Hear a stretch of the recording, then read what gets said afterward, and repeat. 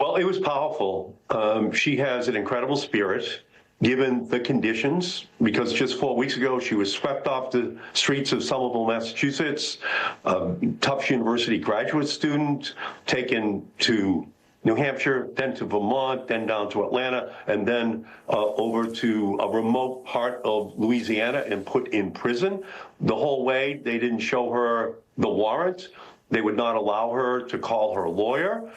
It was obviously terrifying for her. She feared for her life. She had no idea what was happening. She felt that they were people who meant her harm, that could actually kill her. And given all that, and the fact that she's been in this prison 1,500 miles from Somerville, Massachusetts, and a 3-hour drive outside of New Orleans, her spirit is high. But again, she has asthma, and she continues to suffer from asthma and the need for medication. But through it all, she is someone who knows that she has done nothing wrong, and she knows that there are many other people, even in that prison, who are similarly situated. That is, that they're in prison with no crime having been alleged against them and no evidence to convict them or prove that a crime had been committed. And so to that extent, it was a privilege for us, Congresswoman Presley, Congressman McGovern, and I from Massachusetts, to have met with her.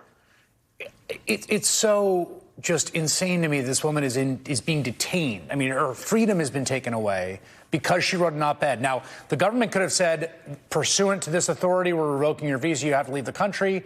One question, I suspect if this happened to an American in Turkey, say an American student in Turkey, put into a Turkish prison because they wrote something the Turkish government didn't like, that this would be an international issue, that I would hope and assume our embassy would say to the government, you can't do this, and try to get them out. Has the Turkish embassy done anything here? Or is there any communication about how long this individual is going to be in a prison?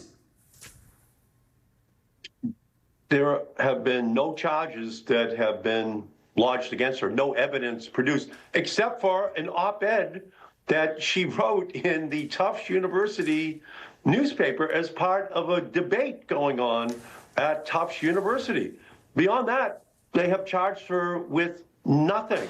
And so to the extent to which this is more like Russia or more like Belarus, where someone might be swept up off the street and put in a prison with no charges and no lawyers, no evidence produced, that's really where we are right now in the United States. And it's not just her. She's not alone.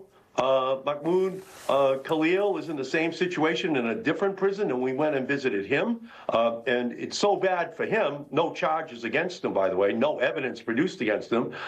No crime that they allege that he has committed, except Marco Rubio says that they should just be pulled out of their communities and put into prisons. That's the total extent of it. So it's a violation, first of all, of the First Amendment, freedom of speech. That is not expendable. It's a violation of the First Amendment, of the Fifth Amendment, rather, due process. That's not expendable. In fact, both of them are indispensable in having a constitutional government. And right now, Rubio is acting illegally and unconstitutionally on behalf of Donald Trump. And he's doing it over and over again. And the victims are people like Ramesa and Mahmoud and many others who are suffering because of this dictatorial, rogue, authoritarian government that believes that it is independent of any of the laws which have governed our country going all the way back to Patriots' Day 250 years ago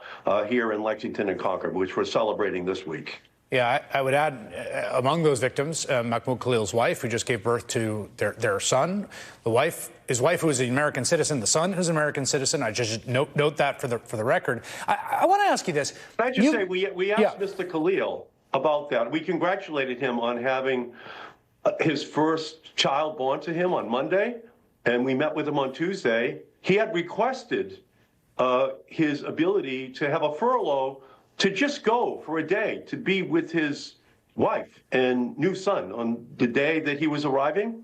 And ICE just refused it, but they refused it because Marco Rubio's order with no documentation is the guiding legal overriding, governance of this prison. So it was just a further example of the inhumanity, the appalling lack of respect for the dignity of people like Mahmoud and Ramesa, that he was denied the ability to even be there with his wife and son on the day he was born. Let me ask you this, Senator. You've been in public life for quite some time. You served in the House for many years. You served the U.S. Senate. You've seen the Reagan administration. You've seen George W. Bush after 9/11 and Guantanamo. Some of the awful cases there of cab drivers who, ended up getting turned in as terrorists when they were no such thing. Denied in the beginning habeas corpus. This specific thing of lawful residents, broken no laws, here legally, being taken off the street for political speech. Have you ever encountered that in your time in public life? We're witnessing things that even Richard Nixon would never even dream of doing. We're in unprecedented historical times in the United States right now.